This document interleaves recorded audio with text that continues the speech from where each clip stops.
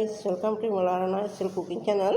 One thing අදත් මම උදේ කෑම සඳහා මම අරගෙන ඉන්න රුලන් වලින් රොටි හදාගන්න රුලන් අරගෙන තියෙනවා. අපිට මේවා අපි හදනවා එක කෑම. ඉතින් අද මම හදාගන්න අරගෙන තියෙන රොටි. ඉතින් මම ඒ සඳහා මෙතන අරගෙන තිනවා පොඩි පොල් දෙකක් අරගෙන ගාලා තියෙනවා. මේ පොඩි පොල් තමයි. ඒ වගේම මම මෙතන ආටා පිටි මේ හැන්දෙන් කපලා දෙකක් එකතු කරන්න තියෙනවා. මෙතන තියෙනවා පොඩි මිරිස් කරලා, ඒ වගේම බෙල් පෙපර් පාට වෙච්ච එක, පොඩි ලුණු ගෙඩි දෙකක්, සුදු ලුණු බික් 4-5, ලොකු ලුණු ගෙඩි දෙකක් මම ඔය විදිහට කපාන තියෙනවා. ඉතින් මම අද මිරිස් මට පොඩි මිරිස් නැති නිසා එකයි මට තියෙන්නේ. ඒක නිසා මම බෙල් පෙපර් එකක් කපා ගත්තා. ඒ වගේම මෙතන ගම් මිරිස් තියෙනවා, ලුණු කුඩු තියෙනවා. මෙතන තියෙනවා මම රෝලම් බෙදගෙන මේ කප් එකෙන් එකක්.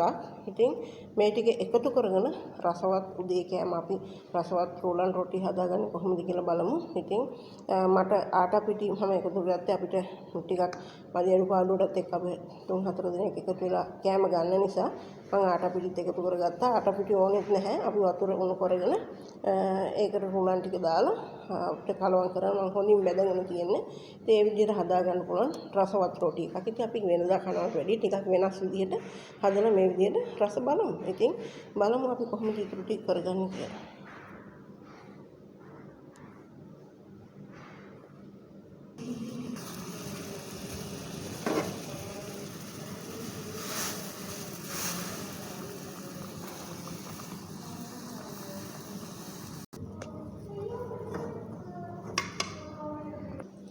මම මේ විදිහට ලිපෙන් ඉවත් කරගෙන නිමුණට පස්සේ අපි පොල් මේ කපාගත්ත ලුණු මිරිස් එකතු කර ගන්නවා. කැමති කෙනෙකුට ආටා පිටි එකතු කර ගන්න පුළුවන්. කැමති නැත්නම් එකතු කර ගන්න ඕනේ නැහැ. ඇත්තටම වෙනම රසයක් තියෙනවා පිටි එකතු කරන්න ඕනෙත් නැහැ. අපි බලමු පිටි කොහොමද කරගන්නේ කියලා. මේ විදිහට පොල් එකටම එකතු කරගත්තා.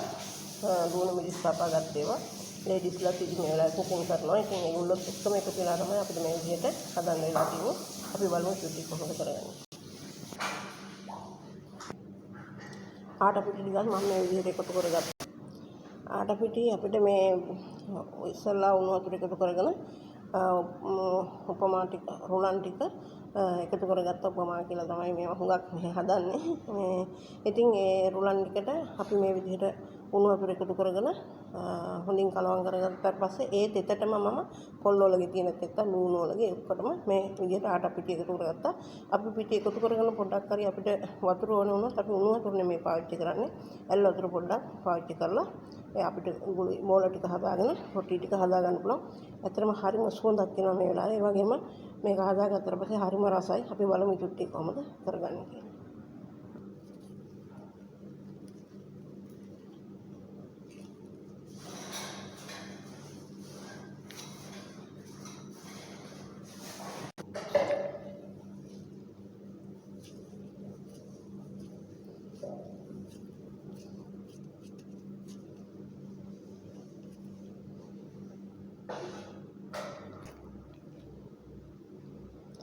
මම මේ විදිහට බෝල කරගත්තා. මම පොඩ්ඩක් අතේ තවල ගත්තා ඔලිව් ඔයිල්. කැමති නම් ඉතින් ඒ විදිහට එකතු කරගන්න පුළුවන්. අපි මේ විදිහට පැටියෙත් ඔලිව් ඔයිල් ටිකක් දාගෙන මේ විදිහට රොටි අපි හදාගෙන හොඳින් ඊට පස්සේ අපි මේක පිට ගන්නවා.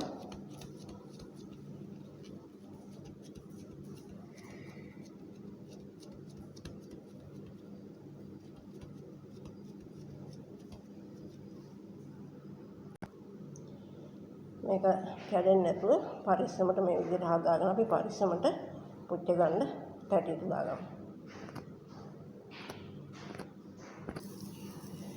මම මේ විදිහට හදාගෙන පරිස්සමෙන් මේ විදිහට පැටියට එකතු කරගත්තා. ඉතින් අපිට පුළුවන් මේක සාමාන්‍යයෙන් විදිහට පිච්චුණාට පස්සේ කැමරට ගන්න. මම පුලන් හොඳට බෙදලා තියෙන්නේ. ඒකට උණු වතුර එකතු කරලා ආටා පිටි බොහොම ස්වල්පයක් තමයි එකතු කරගත්තේ. අපිට ආටා පිටි නැතුවත් හදා ගන්න පුළුවන්. නමුත් අර කැඩෙන භාවයෙන් පොඩ්ඩක් අපිට වාසියක් වෙනවා. පොඩ්ඩක් පිටි එකතු කරගත්තාම ඒක ඉතින් කැමති නම් ආටා එකතු කරගන්න පුළුවන්. ඒකත් ඉතින් වෙනම රසයක්. මේකෙන් බලමු අපි ඊළඟට ඉතුරු ටික කොහොමද කරගන්නේ කියලා. දැන් අපිට මේකට අවශ්‍යයක් නැහැ ලුණු මිරිස් මාළු පිණි ඒව මොකුත් නැතුව උනත් කැමරට ගන්න පුළුවන්. අපි මේක අනිත් පැත්ත හරව ගත්තා මම.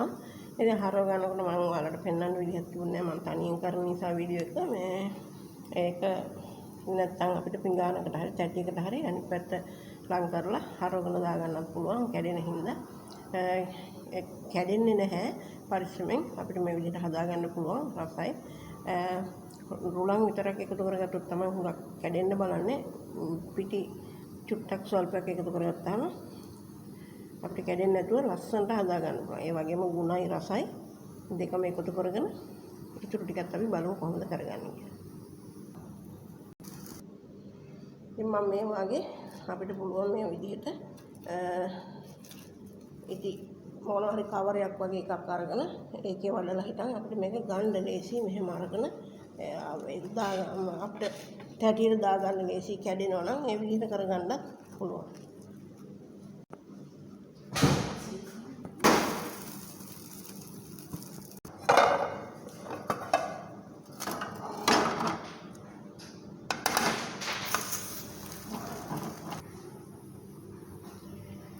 මේ වගේ මම අනිත් ටිකත් පාවිච්චි කරනවා.